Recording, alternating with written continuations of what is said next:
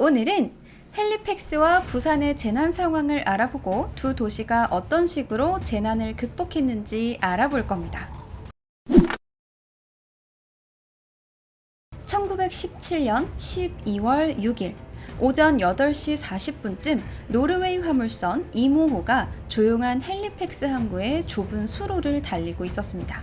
헬리팩스는 캐나다 동부에 위치한 거대한 항구 도시이며 캐나다와 북미의 중요한 군사적 요충지라서 1차 세계대전 당시 유럽의 전선으로 향하는 군인들과 물자를 환적하는 역할을 담당하기도 했던 곳입니다.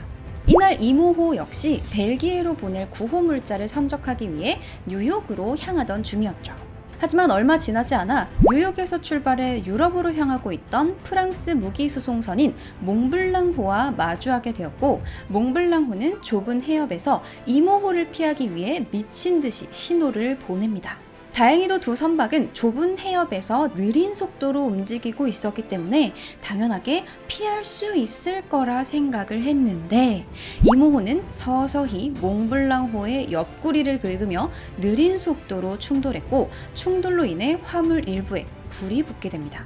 불꽃은 화재가 되어 몽블랑호를 타고 퍼져나갔고 승무원들은 패닉에 빠지게 됩니다.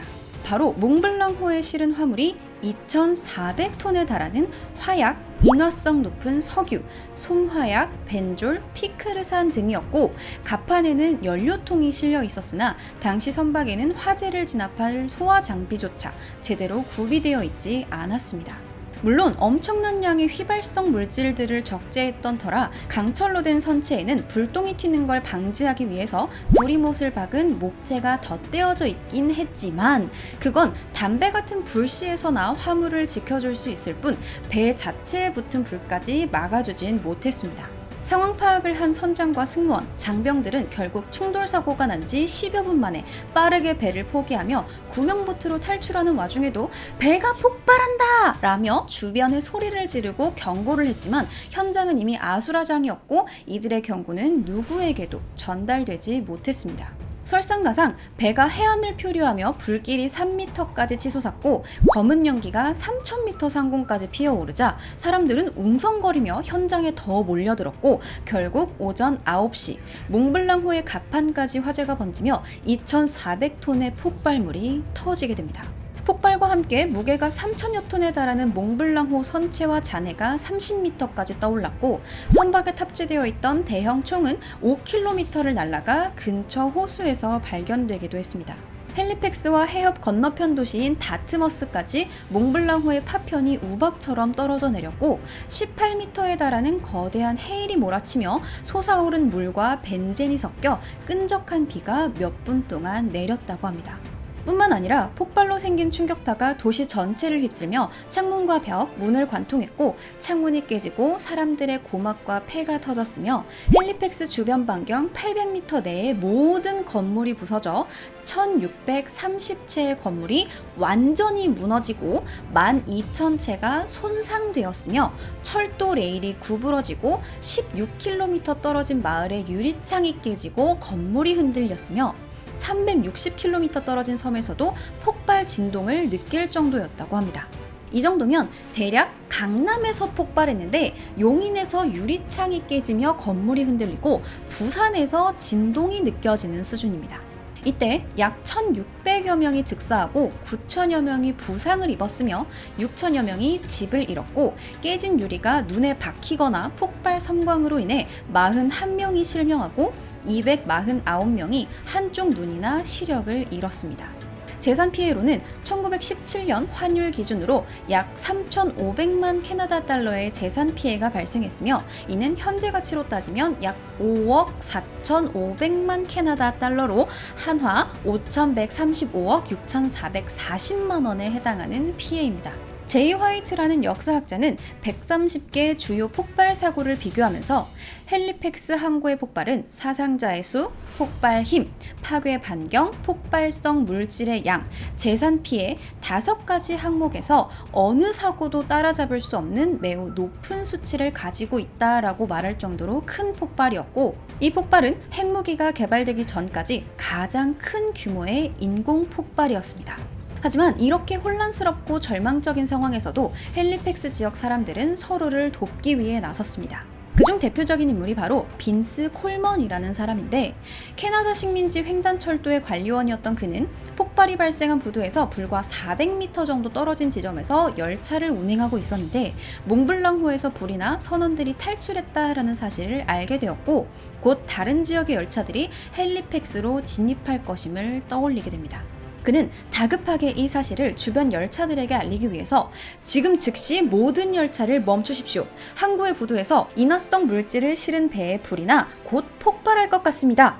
라고 계속해서 긴급 정보를 전송했고, 이 전보로 헬리팩스로 진입하던 모든 열차들이 멈춰서면서 수백 명의 승객을 살렸으나 콜먼은 전보를 보낸 후 폭발에 휘말려서 사망했습니다. 또한 철도 공장에서 살아남은 철도 노동자들은 구조 작업에 참여했고, 우선적으로 원조를 받은 사람들은 아직 원조를 받지 못한 사람들을 위해서 움직였습니다. 이 이외에도 선원들은 구명보트로 미친 듯이 노를 저어서 도망친 뒤에 근처 육지에서 멍하니 폭발 불꽃을 쳐다보고 있던 여인의 아이를 낚아채서 달렸고, 놀란 아이 엄마가 선원을 따라서 막 달리니까 곧바로 둘을 덤불 속에 넘어뜨리고 자기 몸으로 덮어서 살려냈습니다. 또 폭발이 나자마자 인근 지역의 소방관들이 몽블랑호에 불이 붙자마자 달려왔는데 불길이 너무 거세서 진화에 실패했고, 부두에까지 불이 번지자 끝까지 진화를 위해서 노력하다가 폭발에 휘말려 사망하기도 했습니다. 이렇게 대재난의 상황에 다양한 계층의 사람들이 자신이 할 수 있는 최선을 다해서 타인을 위해 노력하거나 희생했고, 미국의 비평가이자 역사가인 레베카 솔릿은 이러한 개념을 재난 유토피아라고 이야기했습니다. 재난과 유토피아라는 이 상충되는 개념은 쉽게 와닿지 않는데, 간단하게 말해서 사람은 이기적인 게 나을지 이타적인 게 나을지를 선택할 수 없을 정도로 아주 혼란스러운 특수한 위기 상황에서는 본능적으로 이타주의를 선택한다는 겁니다. 위기를 뜻하는 크라이시스라는 단어는 어떤 식으로든 변화가 임박한 순간을 뜻하는 그리스어에서 기원했는데, 재난은 사회를 변하게 하고 진행 중인 변화를 가속화시키거나 변화를 가로막는 모든 것에서 벗어나게 하므로 삶은 녹아내리는 금속과 비슷해진다고 합니다. 어떤 원칙이나 신조, 목적에 따라서 고쳐져야 할 유동적인 상태로 들어선다는 거죠. 때로는 격렬하게 흔들리면서 단조로운 일상에서 벗어나고 예전의 관습이 무너지고 불안정성이 지배하게 됩니다. 그렇게 되면 사회는 변화하게 되고, 그 방향이 언제나 긍정적이고 진보적인 것은 아니겠지만, 헬리팩스의 경우 그곳에서 일어난 장기적인 변화로는 공중보건 서비스와 교육, 주택의 개선, 시민들과 시민단체의 참여 증대 등이 있었습니다. 당시 극심한 부상자를 보살피기 위해서 소아의학과나 응급의학, 안과학, 재건수술을 비롯한 많은 의료 분야의 발전으로 이어졌으며, 특히나 눈 부상자들을 치료하는 과정에서 의사들은 안구 관련 질병들에 대해서 더 잘 이해하게 되어 손상된 눈을 치료하는 방법이 크게 향상되었고, 헬리팩스는 국제적인 시각장애인 치료센터로 자리매김하게 되었습니다. 보통 재난은 기본적으로 끔찍하고 비극적이고 슬픈 일이며, 트라우마 정신의학에서는 재난의 영향을 일관되게 트라우마, 즉 정신적 외상이라고만 일컬으며, 재난은 인간이 병적 흥분에 빠지고 광포해진다고 생각하지만, 다르게 말하면 재난은 사회적 열망과 가능성을 보여주기도 한다는 겁니다. 이러한 예는 멀리 헬리팩스에만 있는 게 아닙니다. 국내에도 존재했는데 바로 6.25 전쟁이라는 혼란한 시대의 부산이었습니다. 장진호 전투에서 패배한 뒤 흥남이 포위되었고, 유엔군과 국군은 흥남에서 철수하며 크리스마스의 기적이라고 불리는 흥남 철수 작전을 시행해 수많은 사람들을 살렸죠. 또 피란에 성공한 사람들은 거제도와 부산 등으로 뿔뿔이 흩어졌고, 특히나 부산은 피란도시라는 이름이 붙을 정도로 수많은 피란민들이 몰려들었습니다. 아마 여기에는 1950년 8월 18일부터 10월 26일, 그리고 1.4.5퇴 이후 1951년 1월 4일부터 1953년 8월 14일까지 당시 이승만 정부가 부산을 임시 수도로 삼아 머물렀다는 점도 크게 작용했을 겁니다. 대통령이 있는 곳이니 부산은 안전할 것이라는 생각이었던 거죠. 그렇게 1945년 광복 당시 28만 명이던 부산의 인구는 전쟁 이후 60여만 명이 몰려들면서 1950년 말 89만 명을 기록했고, 집을 구하지 못한 수많은 피난민들이 산 비탈이나 개울가에 가마니, 판자 등을 이용해 움집과 판잣집을 지었고, 일부는 아미동에 거처를 만들게 됩니다. 원래 아미동은 공동묘지였는데 개항 이후 일본인들이 용두산 북쪽에 있는 복병산이라는 곳에 일본인 공동묘지를 만들었다가 1905년 흙과 돌이 필요해지자 복병산에서 채굴을 시행하며 시내가 내려다 보이는 명당자리인 아미산에 공동묘지를 이전했는데, 이 규모가 2만 5천 평에 달했습니다. 그러나 광복 이후 피난민들이 부산으로 몰려들었고, 처음에는 생계를 위해서 시내 주변에 자리를 잡았으나 정부의 철거 정책 등으로 인해 갈 곳을 잃자 공동묘지인 아미동으로 옮기게 된 겁니다. 당시 아미동에는 광복으로 급하게 철수한 일본인들이 미처 수습하지 못한 비석이나 묘지들이 그대로 방치되어 있었지만, 당장 갈 곳 없고 굶어 죽을 위기의 사람들은 공동묘지든 비석이든 귀신이든 누울 자리를 가릴 처지가 아니었죠. 주민들은 집을 만들 재료가 없어서 비석을 이용해 계단에 디딤돌로 쓰거나 집에 주춧돌 등으로 활용해서 썼는데, 환경이 너무 열악해서 바람만 불면 집이 날아갈 것처럼 들썩거렸고, 여름이면 지붕이 고기를 구워 먹을 수 있을 정도로 지글거렸으며, 건축 자재가 없어서 대충 만든 얇고 방음이 안 되는 벽은 옆집 사람의 기침 소리까지 다 들릴 정도였다고 합니다. 이런 식으로 장소와 방법을 불문하고 자리를 잡은 주민들은 그 와중에도 전쟁통에 헤어진 가족들을 찾기 위해서 영도대교로 몰려들었는데, 영도대교는 1934년 일제가 부산을 군사기지로 활용할 목적으로 영도와 중구를 연결하는 다리를 놓았고, 큰 배가 다리에 걸리지 않고 운항할 수 있게 도계식으로 설계한 유일한 다리였습니다. 때문에 당시 영도다리가 크고 안전한 랜드마크라는 이미지가 생겨서 사람들은 피난길에 오르며 헤어질 때 우리 부산에 가면 영도다리에서 만나자 라며 만남을 기약하는 장소가 되었고, 끝까지 가족들의 생사를 알 수 없는 사람들로 인해서 영도다리 밑엔 점바치 골목이 생기기도 했습니다. 점바치는 점쟁이를 뜻하는 사투리인데, 부산으로 피난온 이북의 역술가를 비롯해 전국의 역술인들이 가족을 찾으러 온 사람들을 겨냥해 몰려들었고, 영도다리 아래는 점바치 골목이 형성된 겁니다. 점바치 골목 이외에도 피난민들이 미군 부대에서 나오는 캔 제품을 팔기 시작하면서 깡통 시장이 생겼고, 한국전쟁 시절에는 헌책을 팔던 골목은 현재의 보수동 책방 골목이 되었으며, 지금도 부산 하면 생각나는 음식인 밀면은 냉면의 재료인 감자나 메밀을 구하기 어렵자 당시 미군의 원조 등으로 흔했던 밀가루와 전분을 섞어서 만든 면발을 냉면 비슷하게 만들어 먹기 시작한 게 시초입니다.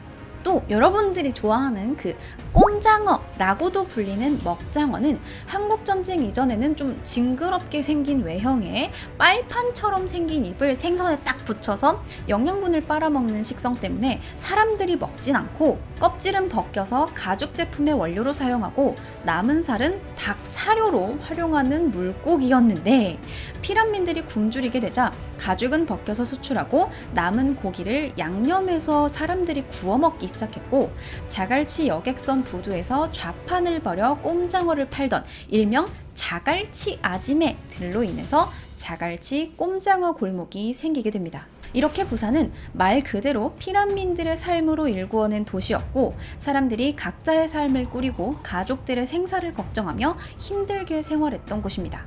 하지만 이런 상황에서도 먼저 자리 잡은 사람들은 자신보다 더 힘든 사람들을 도우려 했고, 그 흔적은 현재에도 다양하게 남아있는데, 6.25 전쟁으로 생긴 피해는 어마어마해서 당시 전쟁 과부 30만 명, 불구자 33만 명, 전쟁 고아는 무려 10여만 명에 달했고, 이들을 돕기 위해서 사람들은 다양한 단체를 만들었는데, 특히 새들원이라는 사회복지시설은 안음전이라는 분이 자신의 옷을 팔거나 보모들의 월급을 빌려가면서 사재를 털어 전쟁고아 300여 명을 품었던 곳이고, 미애원이라는 아동 양육시설은 1953년 이경순이라는 분이 임시로 천막 2동을 설치해서 갈 곳 없는 전쟁고아들 30여 명을 보호하는 것으로 시작해 현재는 정원이 75명까지 늘어났습니다.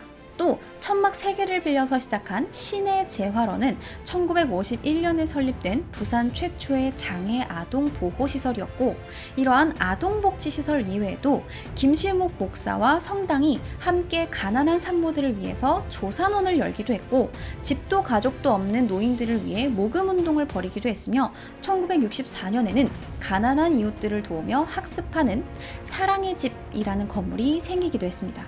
이렇게 부산에서 설립된 민간사회복지시설은 일제강점기에는 6곳이었다가 6.25 전쟁 발발 직후 10년간 무려 70여 곳이 늘어났는데, 1952년 3월 정보조사에 따르면 전쟁으로 인한 구호 대상자가 1,040만 6천 명으로 당시 전 국민의 절반이 구호 대상자였습니다.